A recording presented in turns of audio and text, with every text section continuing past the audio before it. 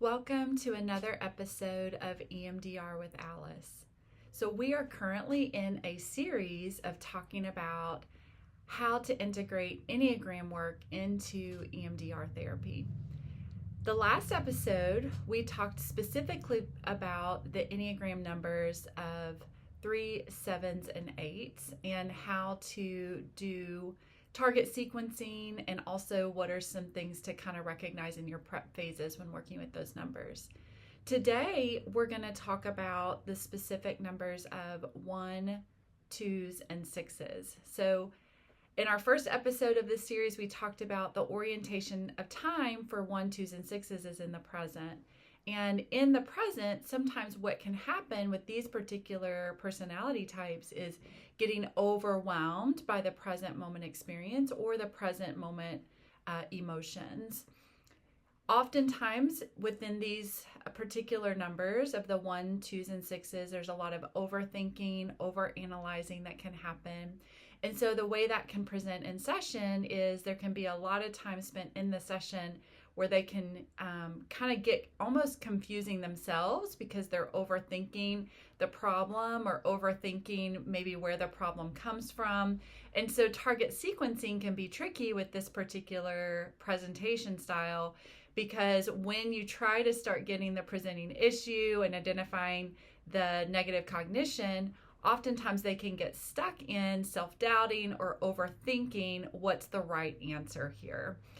Also, with these particular personality numbers of the 1s, 2s, and 6s, they can tend to be verbal processors. And so these are clients that oftentimes you can run out of time in the session because so much of the session was spent on them verbally talking through or processing. Again, through kind of that lens, if you're paying attention, of overthinking it and looking at it from lots of different angles.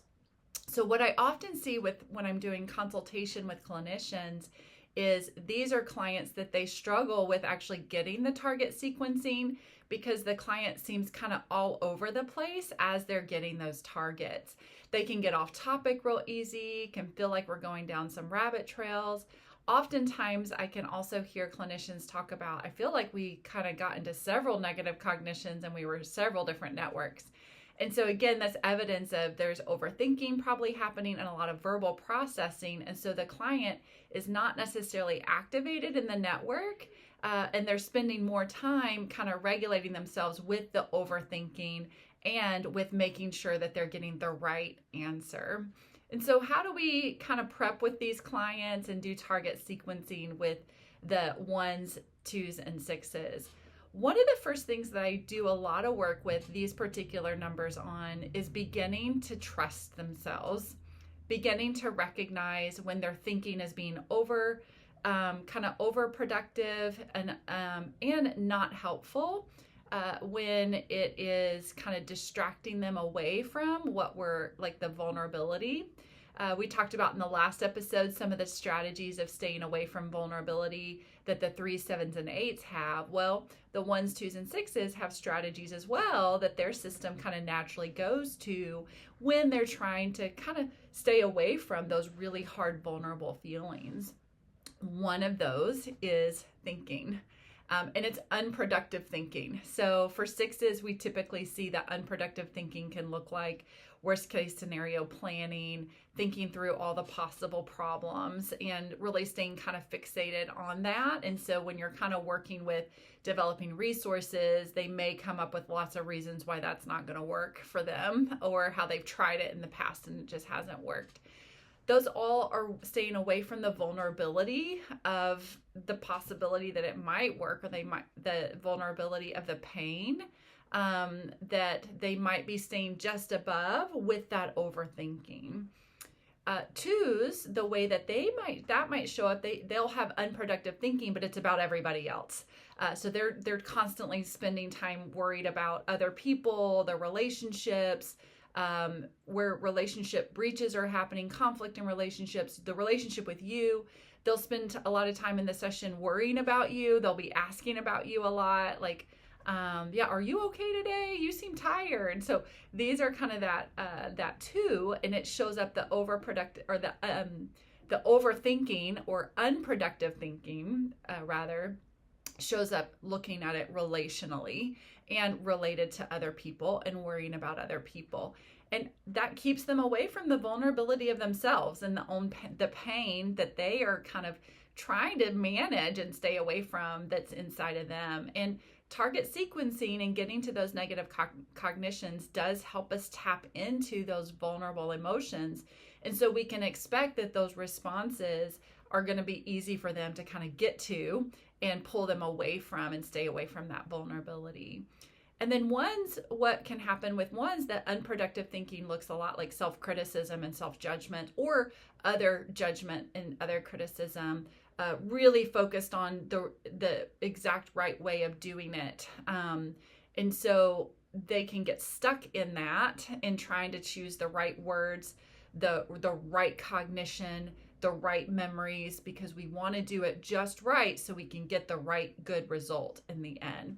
And so they can get stuck and that get in their own way in that way. But again, if we look at it through the lens of helping them kind of manage their vulnerabilities, right? Staying away from the vulnerabilities, because what's real painful are those early painful emotions, and the painful kind of negative cognition is going to trigger those responses of the overthinking and the right way thinking and doing it the right way and staying fixated on doing it just right and doing it perfectly.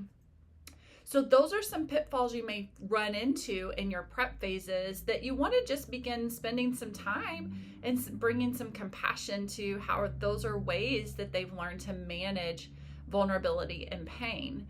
Now, when we're doing target sequencing specifically with these numbers, is I find it can be real helpful to be more directive. And two things that I find that can be helpful is I'm going to interrupt storytelling.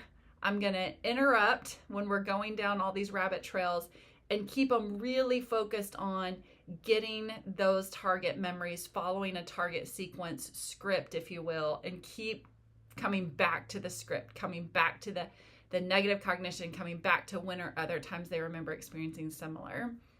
The other thing I will kind of start interweaving early on with these particular clients is I trust your system.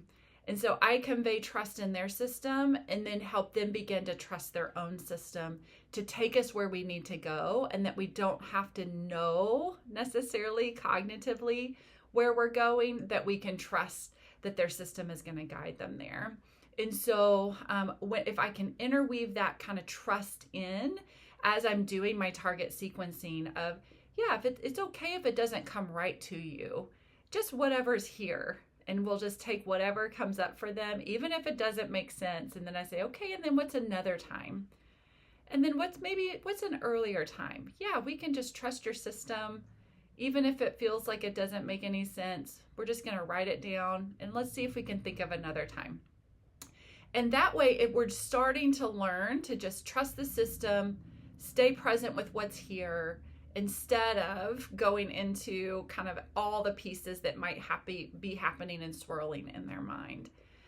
It can also be helpful, just like we talked about in the other episode, timelines or genograms might be helpful for this population specifically, because it might get us some kind of narrowing down of targets, especially if they're stuck on lots of different examples and lots of different targets. And so that might be a useful and helpful tool as well. But most importantly is being a little bit more directive as a therapist and interweaving in that conveyance of trusting their system to get where we need to go. I hope that was helpful for you today. Some little tips on how to work with 1s, 2s, and 6s. And we'll talk more next episode on working with 4s, 5s, and 9s. Have a good day.